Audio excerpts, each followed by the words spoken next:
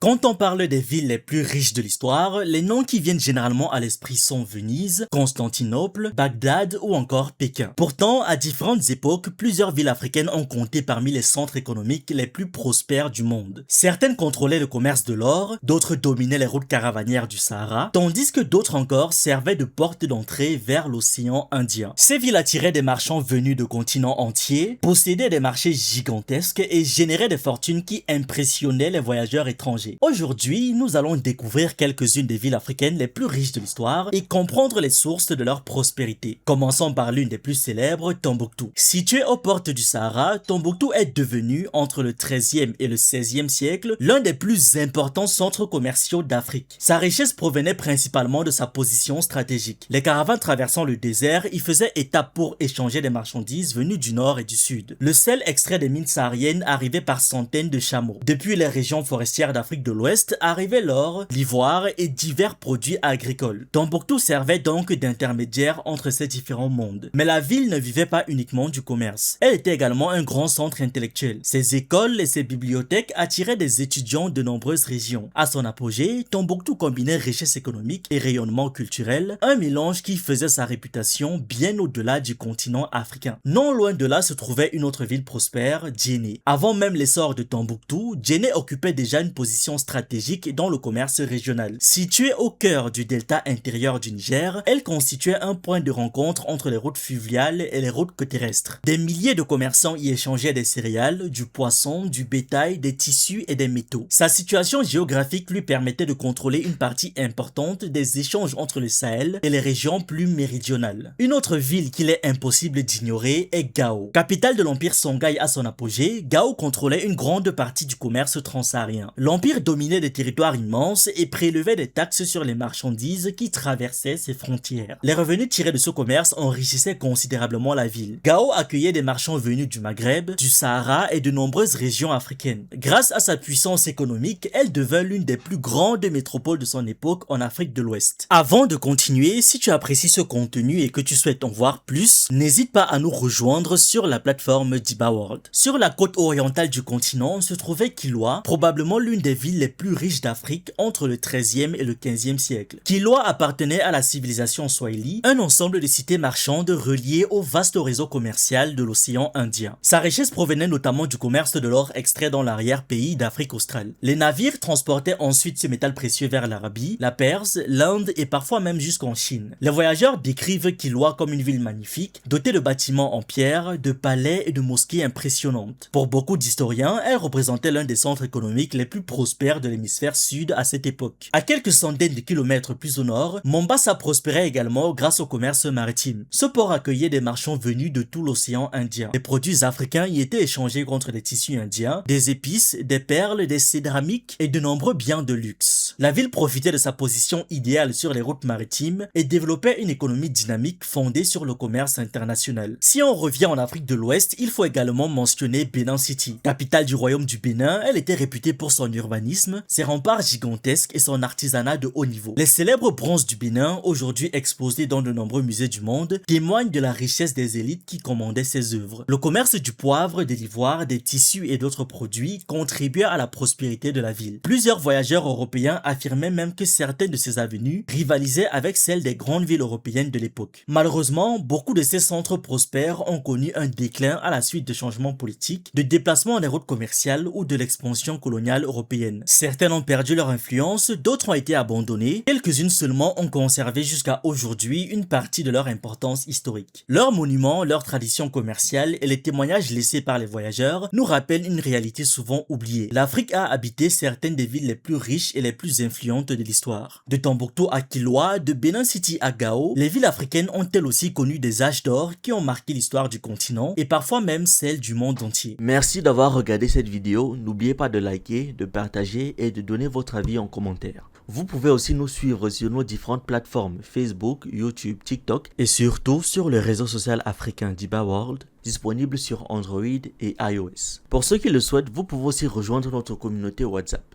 Tous les liens utiles sont dans la description.